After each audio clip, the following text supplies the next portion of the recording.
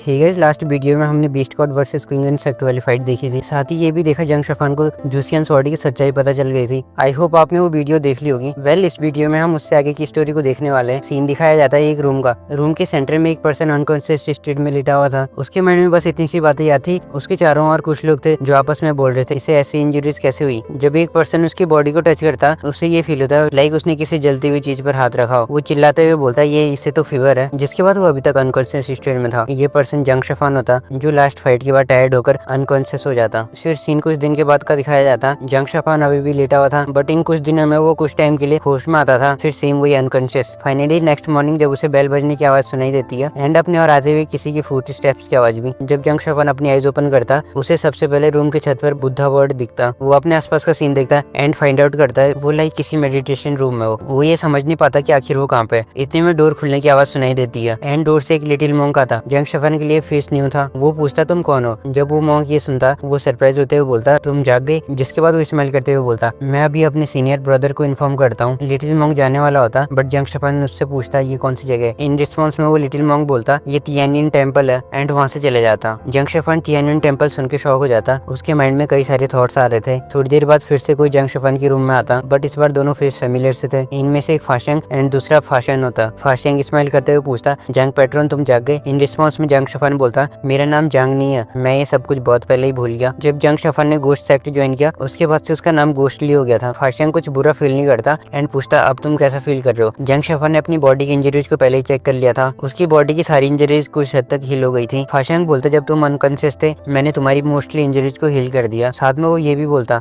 I guess मेरे junior brother ने तुम्हें पहले ही बता दिया होगा तुम तियानयिन टेम्पल में हो और तुम्हारे यहाँ होने का पता सिर्फ कुछ डिसेबल्स को, इसलिए तुम बिना किसी परवाह किए खुद को हील करने पर फोकस करो। इन रिस्पॉन्स में जंग शफान बोलता क्या तुमने मुझे सेव किया बट फिर अगर क्विंगन सेक्ट को पता चलेगा तुमने मुझे सेव किया फिर क्या होगा। एंड क्या तुम्हारे टीचर को पता तुमने एविल सेक्ट के पर्सन को सेव किया। फाशिंग बोलता हाँ मुझे पता। मोरओवर तुम्हें ऐसा क्यों लग रहा है मेरे टीचर इससे अवेयर नहीं है। ये सुन के शफान शॉक हो जाता बट वो कर भी क्या सकता था। वो पूछता तुमने मुझे क्यों सेव किया। फाशिंग बोलता ये तो टीचर ही बताएंगे, इसलिए अभी तुम खुद को हील करने में फोकस करो। जब सभी वुंड्स हील हो जाएंगे मास्टर पुआंग सब कुछ बता देंगे। जिसके बाद फाशिंग एंड फाशन वहाँ से चले जाते हैं। इसी तरह कुछ दिन बीत जाते हैं। शफान इन दिनों में अपने आप को हील करता, साथ ही तियानयिन टेम्पल के एनवायरनमेंट में खुद को एडजस्ट कर लेता। सीन मॉर्निंग का दिखाया जाता। शफान एज यूजुअल तियानयिन टेम्पल के चहचहाहट को फील कर रहा होता। इतने में उसके रूम का डोर ओपन होता जहाँ से फाशिंग आता। वो पूछता जंग पैटर्न अब कैसा फील कर रहे हो। इन रिस्पॉन्स में जंग शफान बोलता तुम जब भी यहाँ आते हो सेम यही क्वेश्चन पूछते हो क्या तुम थक नहीं गए। और फिर इनके बीच में ऐसी बातें चलती रहती है। जब इनकी बातें एंड होने को आती है फाशिंग बोलता तुम ऑलमोस्ट रिकवर हो गए,